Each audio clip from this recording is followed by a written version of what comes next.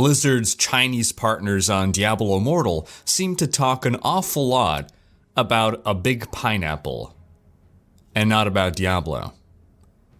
Today, we find out why. Hey folks, this is Rhykker with a gaming news wrap-up video where we discuss the happenings of the week. This week's topics include a dive into the current status of Diablo Immortal, some news that dredges up an old mystery about System Shock 2, some Path of Exile news, and more. As always, discussion timestamps can be found in the video description, but right before you skip ahead, just a quick reminder to ring that sub notification bell to be alerted of new Saturday episodes and stay up to date on gaming news. In our first story, Ben Irving, lead producer on BioWare's Anthem, has left BioWare. As he revealed on Twitter, quote, "After 8 amazing years at BioWare, I have made the decision to move on and have accepted an exciting opportunity at another gaming company. Since the first time I played Baldur's Gate many years ago, BioWare was the dream place I always wanted to work. I will forever be grateful to all the people who gave me the chance to work on great products with amazing people.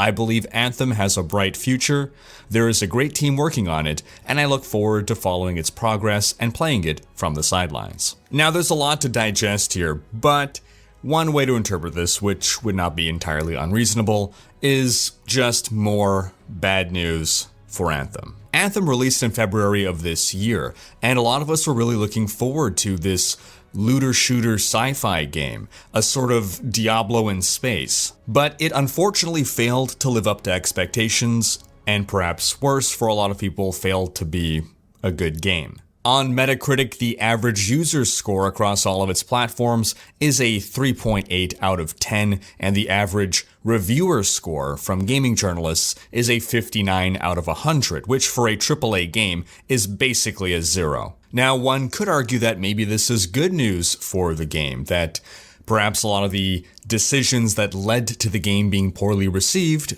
can be attributed to Ben Irving.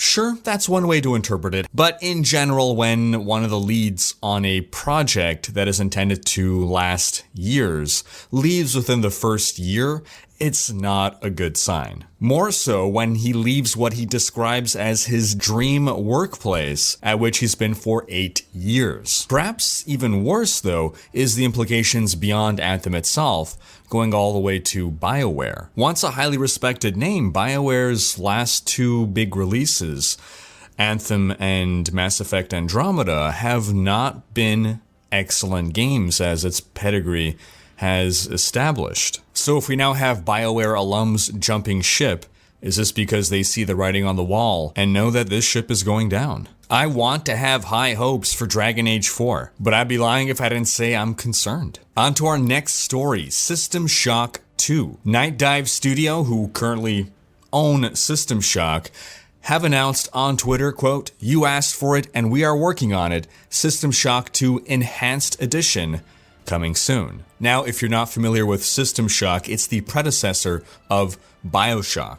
And System Shock 2 has a sort of interesting post-release history. The game released in 1999, but the developer, Looking Glass Studios, closed in 2000, after which the game was basically abandoned. Then, out of nowhere, in 2012, a fan-made patch for the game released. It was so big, so extensive, and so well received that it became regarded as an unofficial update. The mysterious individual who released this patch on the forums is known only as Le Corbeau, French for the crow. And this patch was so extensive that theories are it must have been either based on some partial source code that was leaked in 2010, or it was worked on by an actual original dev of System Shock 2. I dove down this rabbit hole, spent hours trying to research who Le Corbeau could possibly be. Based on his few posts in French forums, the quality of his French, the type of French that he writes with, seems more French from France rather than French Canadian. And my wild theory will be that he's someone from Arcane Studios, because when Looking Glass shut down, many of its devs went to different other devs. One of those was Arcane, and in many ways Arcane is considered the successor to Looking Glass Studios, developing games very much in line with Looking Glass games. For instance, Dishonored is very spiritually similar to Thief, and this patch that was released was applicable to not only System Shock 2 but also Thief 2, and it was released on Thief 2 forums. Furthermore, the Dishonored game, which released in 2012, featured a protagonist named Corvo, which is Italian for crow.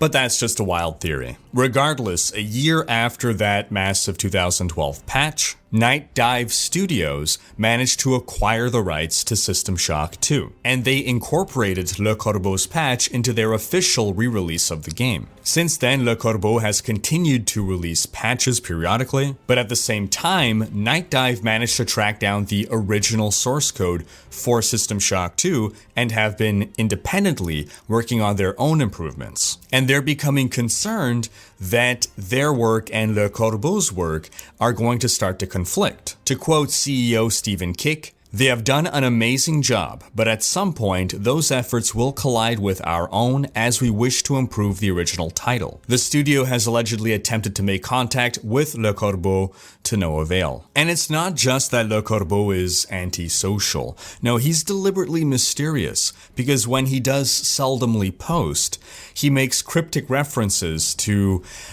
a French fable, Le Corbeau et le Renard, the Crow and the Fox, which is about a fox that manages to outsmart a crow into getting a piece of cheese that it's holding. Now, it's possible that for legal reasons, Le Corbeau does not want to make his identity public, but I certainly hope that this mystery has a satisfying conclusion as we approach a time when we probably won't be able to get any more updates from him on the Enhanced Edition coming soon. On to some quick Borderlands 3 news. We've gotten our character trailer for Flak, who is, quote, an emergent AI whose 3 loyal pet companions help them track and claim their quarry on a never-ending hunt across the galaxy. And his pets are 3 scary aliens. One is eager to please, one is eager to kill, and one is just kinda derpy. On to some World of Warcraft Classic news. Blizzard opened up the ability to reserve character names. So if you want to be able to reserve a character name that you had back in the day, you need to have an active subscription or game time on your World of Warcraft account, and you can then create up to 3 characters per WoW account in advance of Classic's launch on the 26th of August. We are rapidly approaching that release date, and my question to you folks is, do you think the servers are going to handle it? Onto some Path of Exile news. The devs have revealed their 3.0 announcement timeline. Yes, they basically made an announcement about an announcement. On August 20th, they will be officially revealing 3.8. Quote, our September expansion follows the usual formula of Path of Exile releases, with a new challenge league, improvements to existing content, some quality of life improvements, and new items, crafting methods, archetypes, skill gems, support gems, and more. Furthermore, developer GGG is hiring programmers. However, they are only accepting candidates from New Zealand or Australia, unfortunately. But if you happen to be from those regions and are interested in a job, link in the description for the job requirements. On to Diablo news. Earlier this week, we got a massive post from the Diablo 3 community manager setting expectations on Diablo 3 and ongoing support. What kind of content updates we'll continue to receive for the foreseeable future.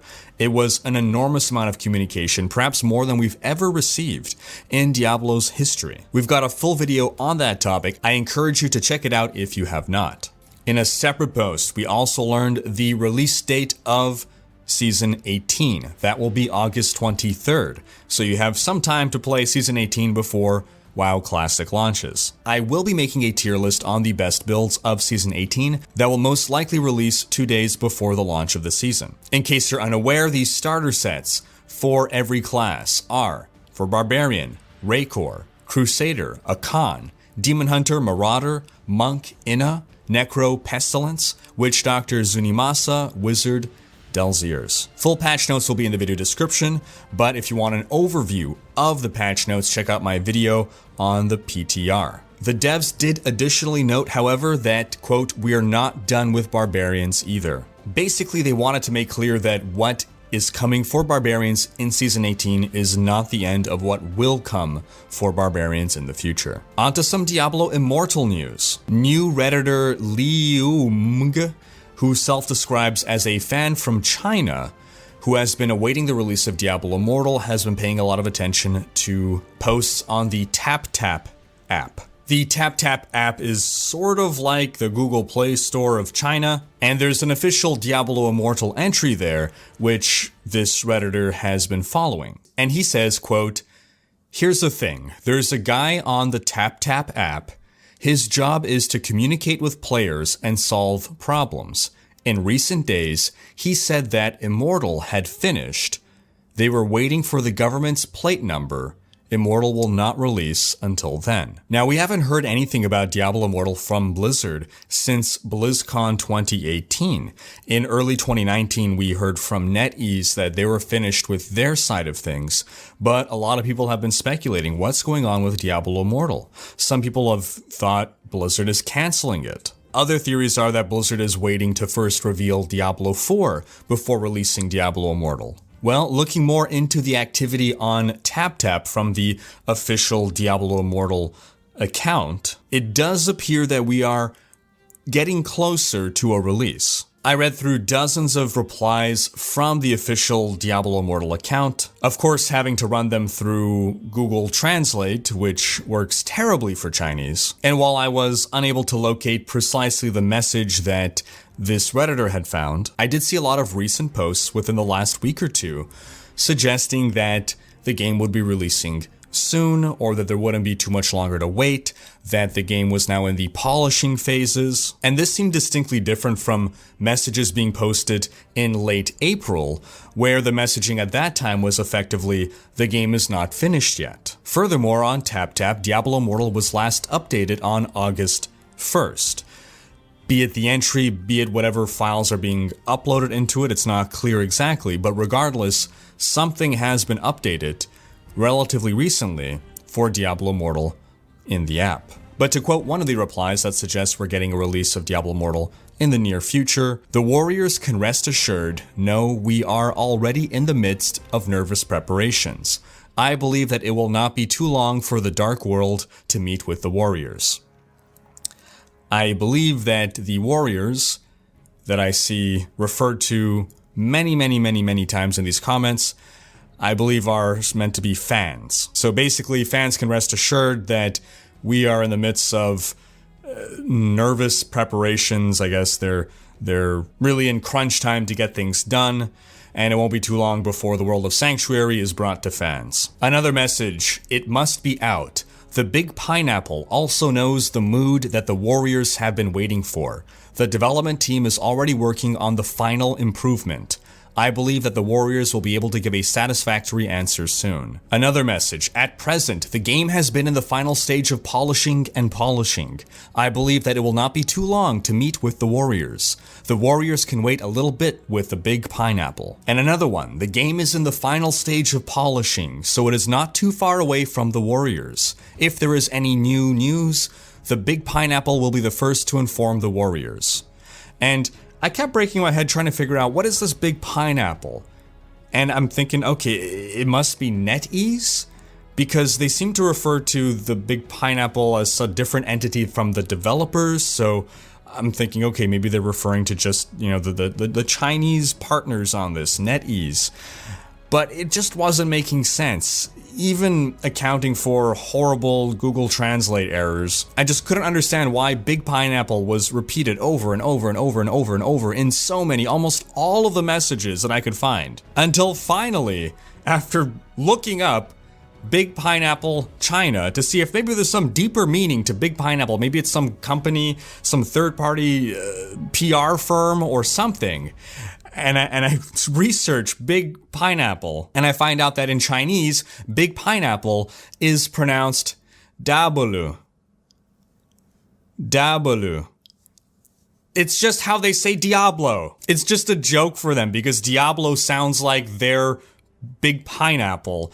Diablo, they call it big pineapple. Now I know this news is upsetting to some people who were hoping that Diablo Immortal would have been cancelled, but the odds of that happening were basically slim to bupkis. From Activision Blizzard's recent earnings call, we learned that 37% of the company's total revenue came from mobile games, specifically referring to the second quarter of 2019. As a reminder, Activision Blizzard owns Candy Crush. But more importantly, year over year, that number has jumped up 5%.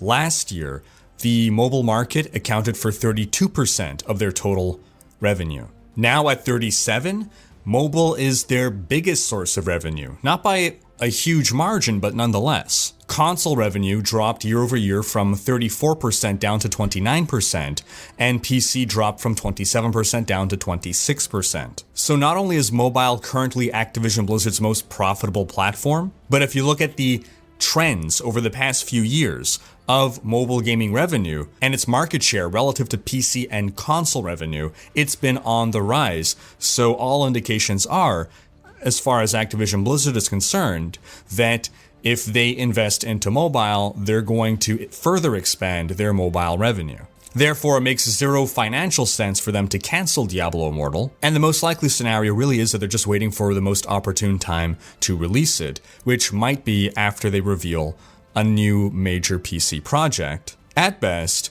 or perhaps they're waiting for the socio-political climate of China to stabilize, because that is likely to be where this title will generate the most revenue. And that's going to wrap up this week's video. But in case you haven't seen it, do be sure to check out how you can get your name on the Rhykker Raiders 2019 t-shirt and banner and hoodie and all that stuff. Thanks for watching. Special thanks to my Twitch, Patreon, and YouTube supporters for making these videos possible.